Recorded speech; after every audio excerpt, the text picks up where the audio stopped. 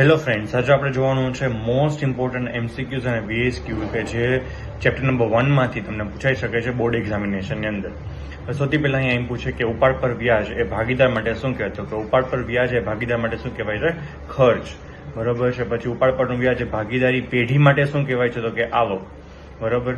હવે તમને એક એમસીક્યુ પૂછાઈ શકે છે કે જેની અંદર તમને નફા નુકસાનનું પ્રમાણ આપેલું હોય અને નફો આપેલો હોય, વહેંચણીપાત્ર નફો આપેલો હોય, તો આવા કેસની અંદર નફા નુકસાનનું પ્રમાણ આપેલું હોય તો જ એની વહેંચણી ભાગીદારો વચ્ચે નફા નુકસાનના પ્રમાણમાં થશે.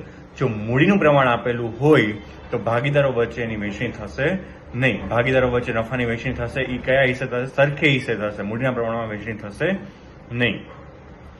પછી એક બીજા એમસીક્યુ પૂછાઈ શકે છે, ચાલુ ખાતાની ઉધાર બાકીનું વ્યાજ. ચાલુ ખાતાની ઉધાર બાકીનું વ્યાજ એ પેઢી માટે શું કહેવાય છે? આવક. અને ભાગીદાર માટે શું કહેવાય છે? કે ખર્ચ કહેવાય છે. ત્યાર પછી મૂડી પર વ્યાજ. મૂડી પર વ્યાજ એ ભાગીદાર માટે શું કહેવાય છે? મૂડી પર વ્યાજ એ ભાગીદાર માટે કહેવાય છે આવક, અને પેઢી માટે, ભાગીદારી પેઢી માટે કહેવાય છે ખર્ચ, કેમ કે ભાગીદારી પેઢી ભાગીદારોને ચૂકવશે. બરોબર છે.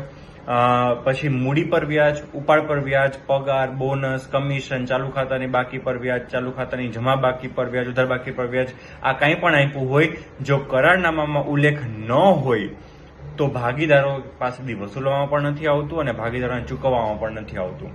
એટલે એની કાંઈ પણ ગણતરી થશે નહીં. કંઈ વ્યાજ, કમિશન, બોનસ, પગાર કાંઈ પણ મળશે નહીં જો કરારનામામાં ઉલ્લેખ ન હોય તો. ભાગીદારે પેઢીને આપેલી લોન, ભાગીદારે પેઢીને આપેલી લોન પર વ્યાજ 6% લેખે વસૂલવામાં આવે છે, 6% આપવામાં આવે છે. ભાગીદારી પેઢી 6% આપશે વ્યાજ. પણ એનાથી રિવર્સ કેસ આપ્યો હોય કે ભાગીદારી પેઢીએ ભાગીદારને લોન આપી હોય અને કાંઈ ઉલ્લેખ કરેલો ન હોય તો કાંઈ વ્યાજ ગણાશે નહીં. બરોબર. અને એવી જ રીતે હંગામી મૂડી ખાતા એટલે અસ્થિર મૂડી ખાતા થાય. હંગામી મૂડી ખાતા એટલે અસ્થિર મૂડી ખાતા થાય. એવા કેસમાં બધી એન્ટ્રી મૂડી ખાતામાં જ નોંધાશે. મૂડીની બાકી હોય કે ભાગીદારને પગાર, બોનસ, કમિશન, બધી વસ્તુ મૂડી ખાતામાં જ નોંધવામાં આવશે.